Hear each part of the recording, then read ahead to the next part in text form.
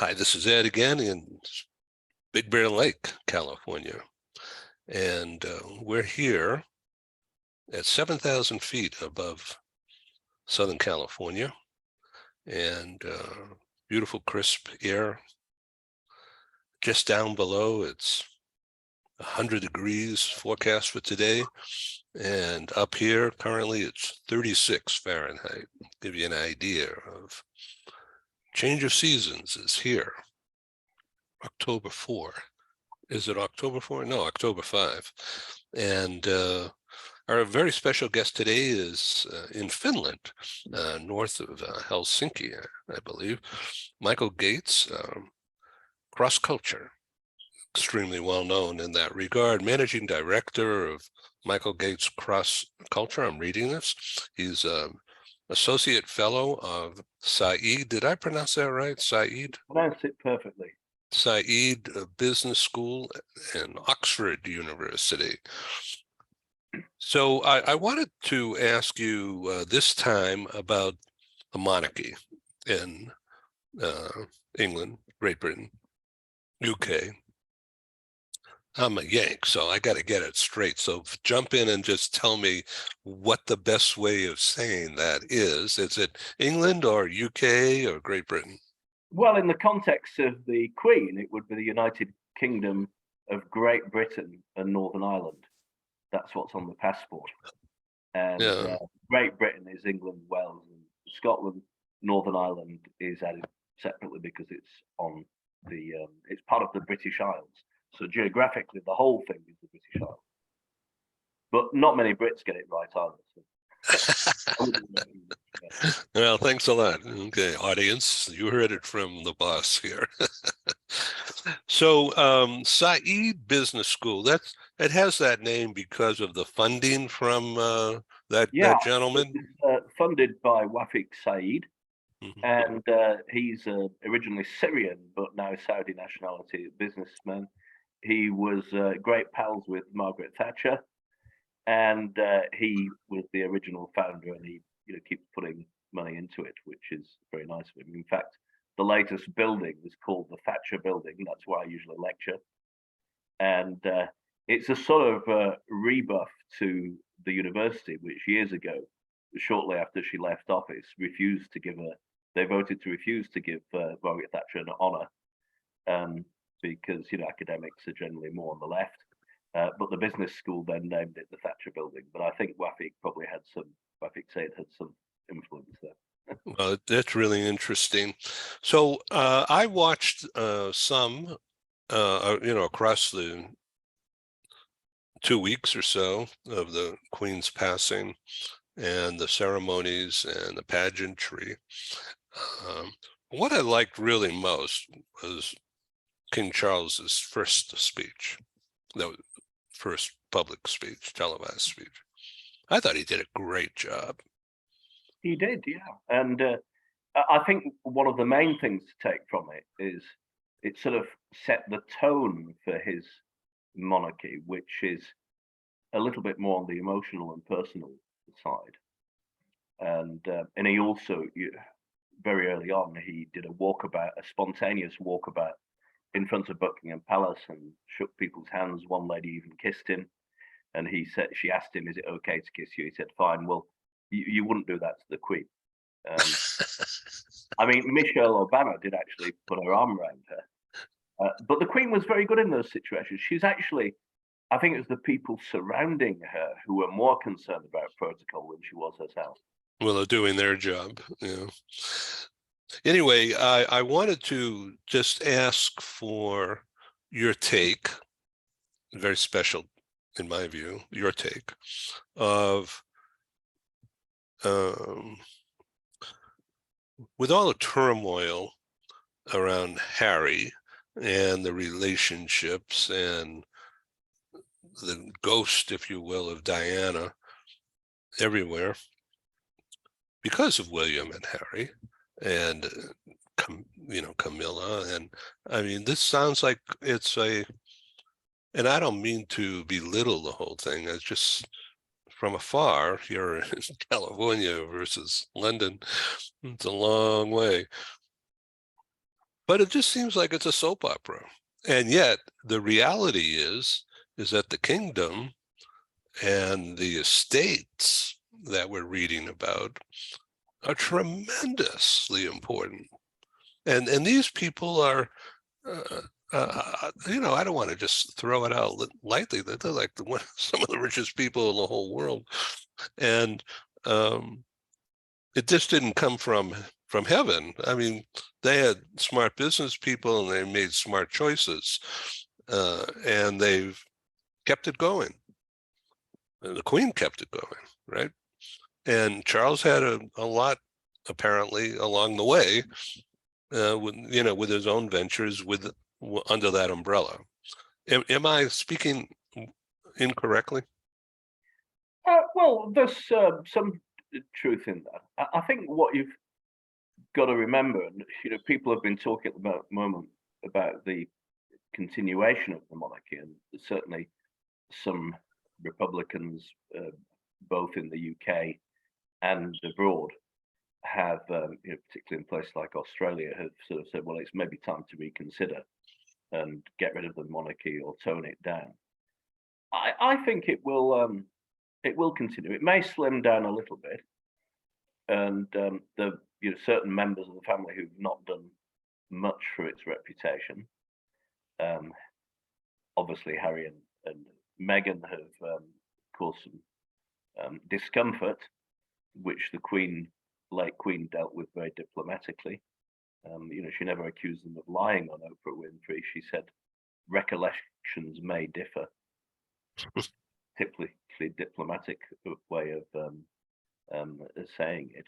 And then, of course, to my mind, even more serious, the scandal that Prince Andrew was involved in, the Duke of York with Epstein and whatever. And even though he's not been prosecuted for anything, he did give 12 million pounds of the Queen's money to the main complainant. So some of them have certainly done themselves a disservice. But there have been scandals in the past, and they've survived them. I think it's fairly scandalous that Henry VIII executed his half family, and Charles II was an enormous sort of, how do I put it, libertine in many ways. Edward VII, quite a lot of scandals. Edward VIII, very similar to the Harry and Meghan thing, a divorced American married him, and he abdicated. He had to abdicate. So they've had their scandals. Charles, I think he's going to be a different monarch in some ways. He certainly in the past has been known to speak his mind on political issues, and certainly environmental issues, more than the Queen would ever have done. But he has sort of said he's not going to, be as controversial in a way that people think he could potentially have been. But he is a very different person, and he is more wont to show his emotion in public. The Queen almost never showed any emotion in public. Interesting, isn't it? So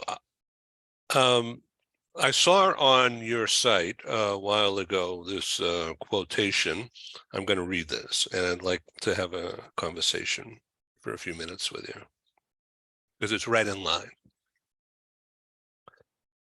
Great quotation, I'm reading this, great quotation from C.S. Lewis in an article by Daniel Hannan, quote, where men are forbidden to honor a king, they honor millionaires, athletes, or film stars, or even famous prostitutes or gangsters.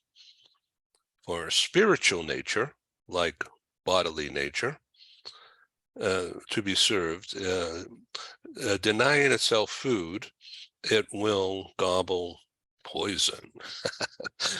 So what you write, which really just hit me right on, is this: it is striking to see how many of the world's most liberal, tranquil, contented, and egalitarian countries turn out to be constitutional monarchies such as Australia, Canada, Denmark, Netherlands, New Zealand, Norway.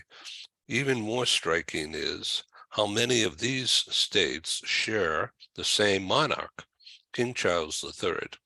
Now, when I read that, I had no idea. Why would King Charles III be the same monarch over those countries? Well, these are the Commonwealth countries, and some of them are Commonwealth realms, which means that they are, in a sense, constitutional monarchies, and Charles is their ultimate head of state. Some of them have previously been constitutional realms, but remained part of the Commonwealth. So, for example, in autumn last year, Barbados left its position as a Commonwealth realm and became an independent republic. But it's still part of the Commonwealth. So like Bahamas, Bermuda? Yeah, I think, I can't remember each one, but I think some of those still have the Queen as their official head of state. I mean, even Australia and Canada. And so the Queen is the most senior person of state or was, now it's Charles III, obviously, of Australia and Canada. And so there is some, rebellion against that, for example, in Australia. So as head of state, is it like being, well, not really, but like the U.S. Secretary of State, where it's relations, keeping in touch with the people in these other countries? Yeah, well, globally, it's what I'd call soft diplomacy. And she's very good at that. Within the country, and as far as her official and Charles's now official position goes, what it means, I mean, formally, the constitutional monarchy began in 1688 when we had what we call the Glorious Revolution. However, the roots of the idea that the monarch has to keep within the law began a lot earlier. I mean, probably around the time of the Magna Carta in 1215. And so, the basis of that is the monarch is not above the law. Previous to that, it was all about the divine right of kings, and they were above the law. And if they did step outside the law as it was perceived by Parliament, then, well, I think what we did to Charles I in 1649, chopped his head off. Yeah. So, not a good idea for the monarch to get too involved. So let's talk about the people. The people meaning people like yourself, people who, like me, are in a business, but they are residents, citizens of Great Britain, living in, say, Metro London. So how do they feel about the monarchy today, right now? Well, it does vary from person to person, and you're always going to find some people who are Republicans. But even, and Republicans would tend to be more on the political left. But even last week, when the Labour Party had its annual conference, the leader Keir Starmer struck a very sort of supportive stance as regards the monarchy, and he spoke quite a bit about the late Queen, and was very supportive of the monarchy. And I mean, I think the vast majority of people are supportive.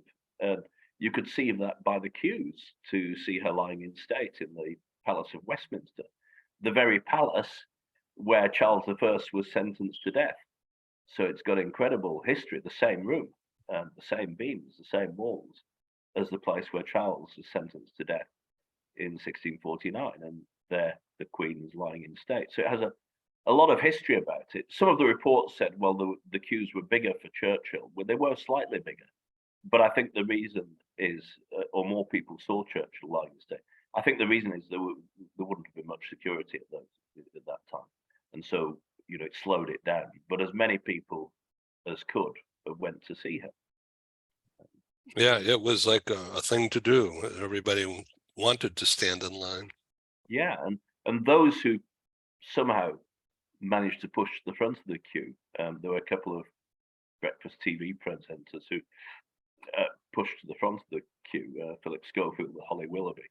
They were absolutely crucified in the press because it's very un-British to push to the front of a queue. I mean, even David Beckham queued for, I don't know how many, 12 hours to go and see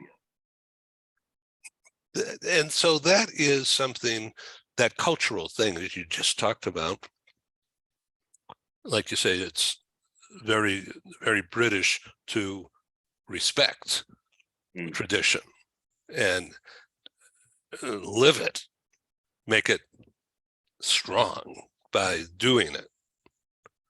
Absolutely. And it was a real image, this queue, which apparently could even be seen from space. So people say it's so big by satellite that that was a sort of embodiment of that respect. And I mean, one of the things that people who are not British sometimes don't understand, not every Brit, I feel, appreciates it, though many do, is what exactly does the monarch do? And why have a monarch when you've got a parliament, you've got a prime minister? I think, particularly if you think of the last Queen, Liz Truss was her 15th prime minister. She was born in 1975. Queen Elizabeth's first prime minister was Winston Churchill, born in 1874. What, 100 years? Or 101 years later, prime minister, our last prime minister. And what that meant is that every week the monarch has an audience with the prime minister. Once a week, the prime minister goes and talks with the monarch privately, in total confidence. One or two prime ministers broke the confidence, and that wasn't much appreciated. I think David Cameron and Tony Blair.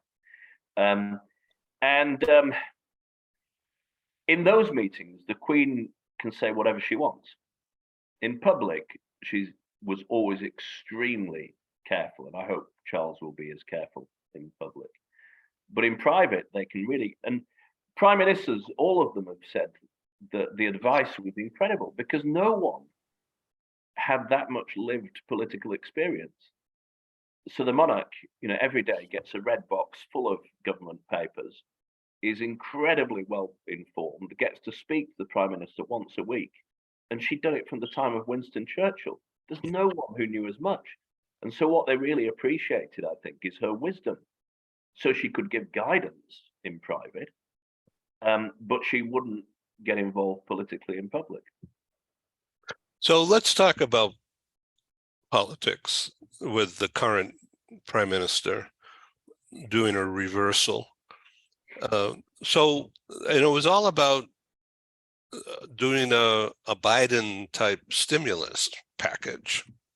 Yeah, even closer to sort of Reagan's type of package with, the emphasis on trickle down economics, that if you make things better for the people at top, then you attract talent, with the UK, get people who had previously maybe moved out of the UK or weren't considering moving there, thinking, oh, well, I thought that would be a smart move. Well, I mean, I don't want to be political and give my opinion here. I'll try and be like the monarch here. But I think you should give your opinion. But... Well, I'm just a yank. Let me just give some facts. Most of the things that they were proposing, and they did propose, were not particularly controversial, or controversial in a different way. So the biggest thing, I mean, they had reduced tax and national insurance for everyone, but they decided to give people support for energy. And so they had the prediction was that the average energy bill per year would go up to £6,500, which nowadays is $6,500. A few years ago, it would have been about $12,000. And to cap it at £2,500. They got the controversial thing about that was, where's the money going to come from? And they're going to borrow it. However, borrowing in the UK is less than I think almost anywhere else in Europe. It's very low. The thing that and they enacted this extremely quickly.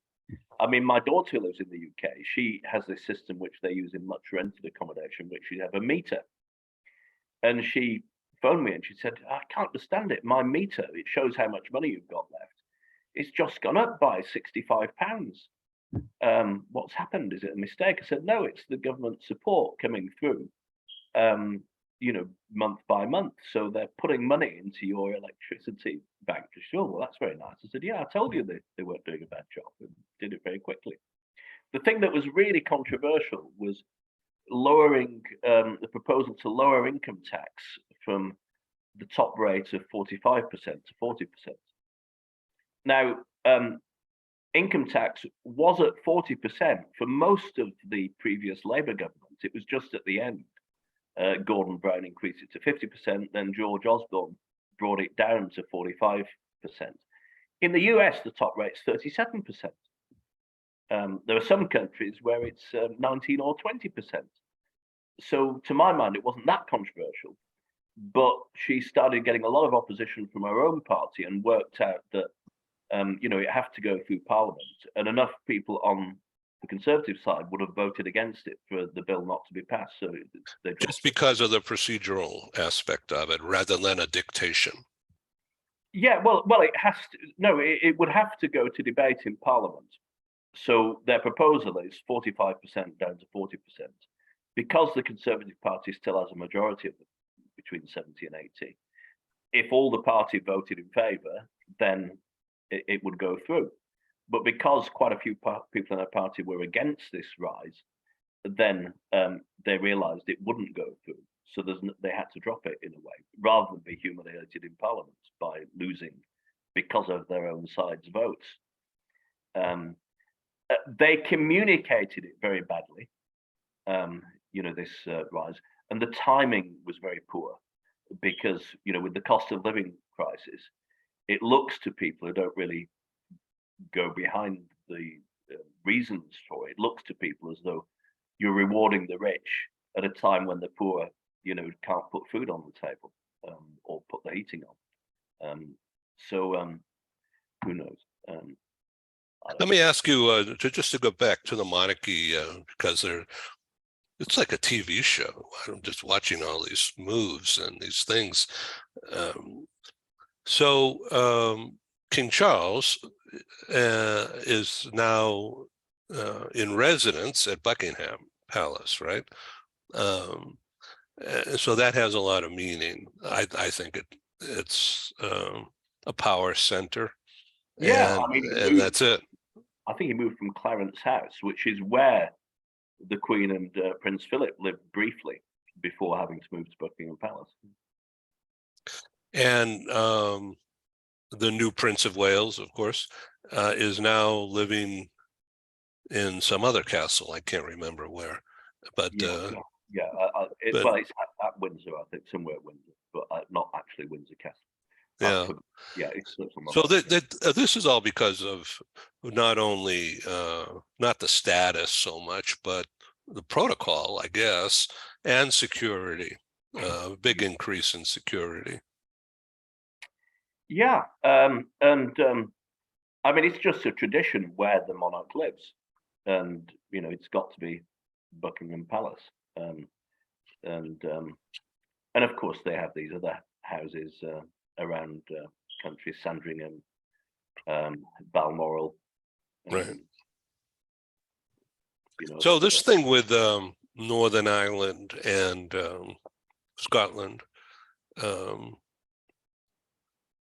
it was really clear with all the emphasis on Scotland the past month that Scotland's critically important to the crown, and I haven't heard anything from this side of the world anyway.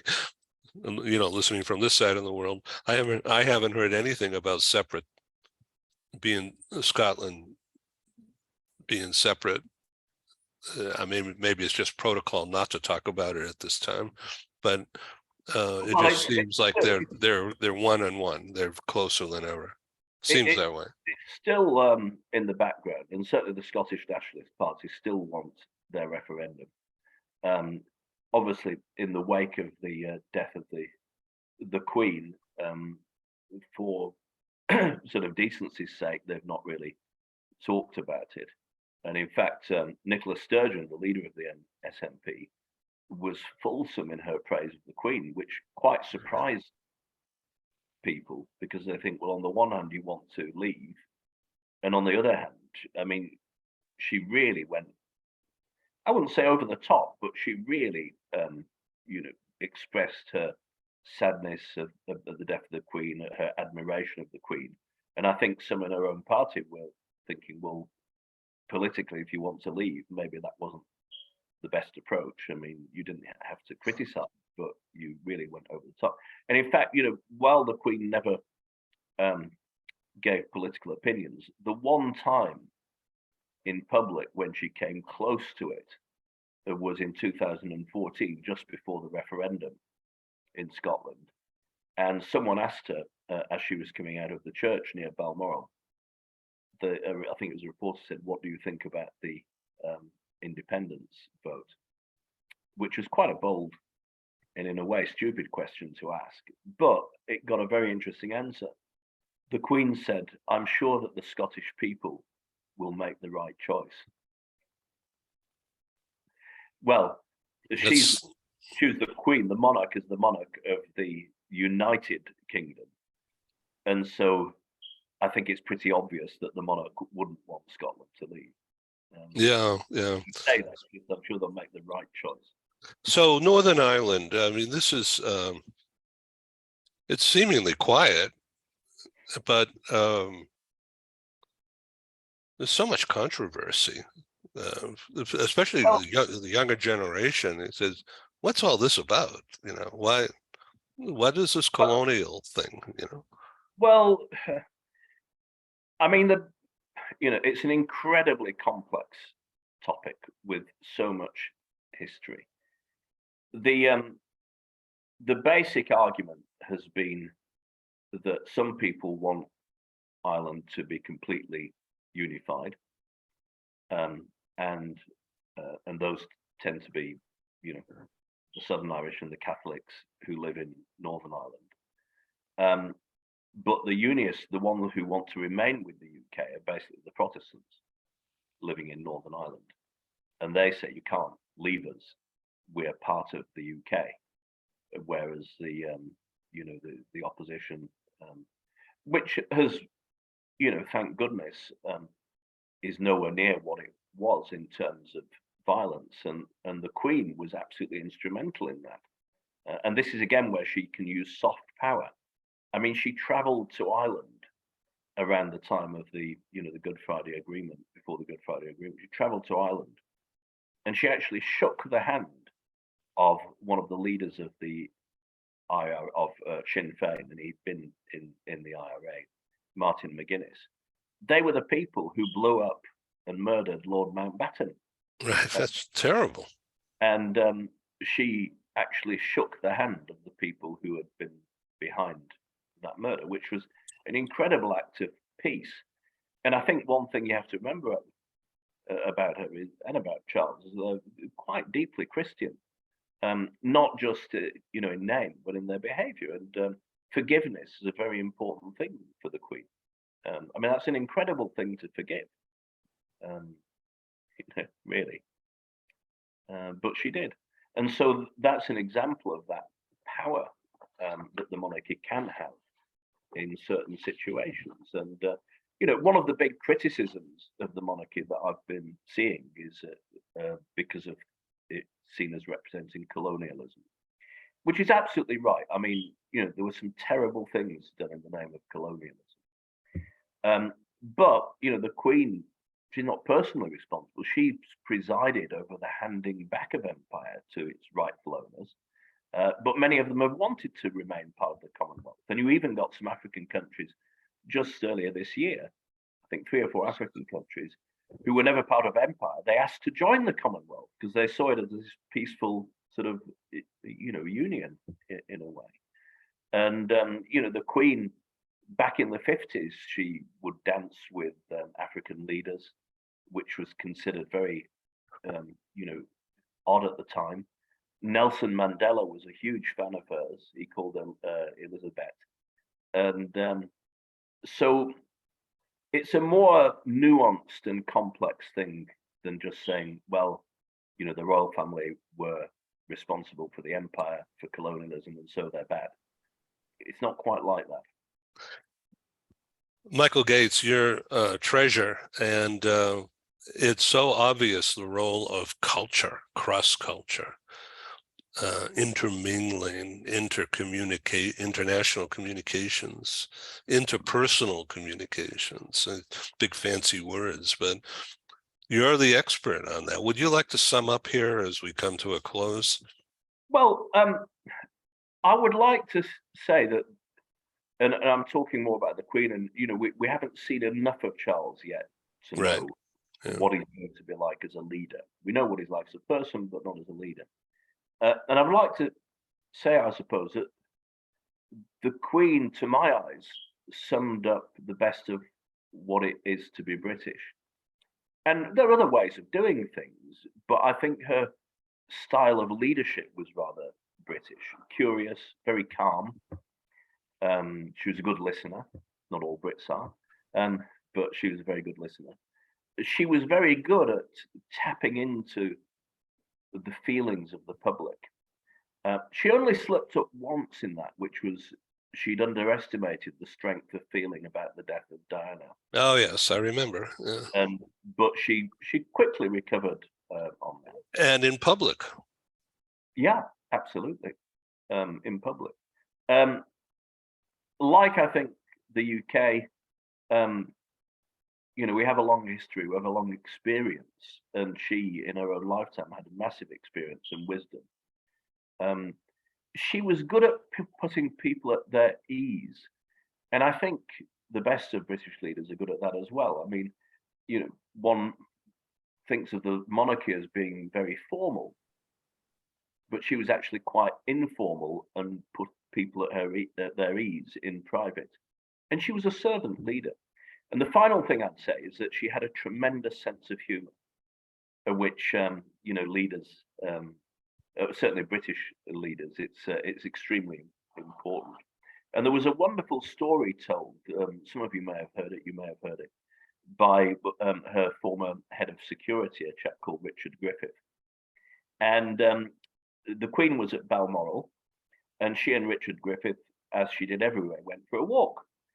And they bumped into a couple of American tourists, a man and wife. And anyway, the Queen always used to stop and say hello. But in the countryside, she wore a headscarf and, you know, a tweed skirt. She didn't, you know, wear her crown or look like the Queen.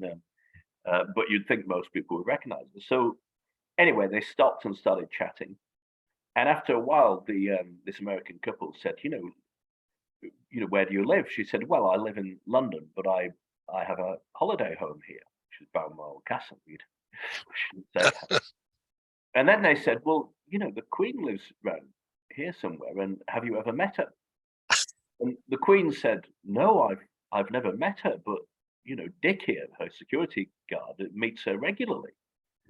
And so then they said to, you know, the security guard, what's she like in front of the Queen? So Dick says that, well, she can be quite cantankerous, but she's got a lovely sense of humor. And then they said, oh, well, if you know the Queen, we'd like a picture with you. So they handed their camera to the Queen, put their arms around her security guard for a picture. And then they felt a bit sorry for her and said, oh, we'll have a picture with you as well. And so, you know, and the Queen afterwards said, I'd love to have been a fly on the wall when they went home to the US and showed these pictures, because they had no idea it was. Oh my God. Yeah. Stupid Americans. Really final word is that a very famous saying that the Queen is credited, well, she said it, was, I have to be seen to be believed. Oh. Which is humorous. Yeah. But on the other hand, she spent so much of her life seeing people, meeting them. And I would say that gives a good message to leaders that you need to interact with people. You need to be curious about them. You need to genuinely have an interest in them and build, even in a few seconds, some sort of relationship. And you know, that would be a lesson that I think we can take from her. And let's see how Charles does. Hopefully, he will be a great king. But I think she's a very hard act to follow. Boy, this has been an education. Thank you very much. Well, it's been a pleasure. Michael Gates, CrossCulture. He's on LinkedIn. Yeah. And this is great. Please come back again. Will do. Thanks, Edwin. Okay. Thank you. Bye-bye. Cheers.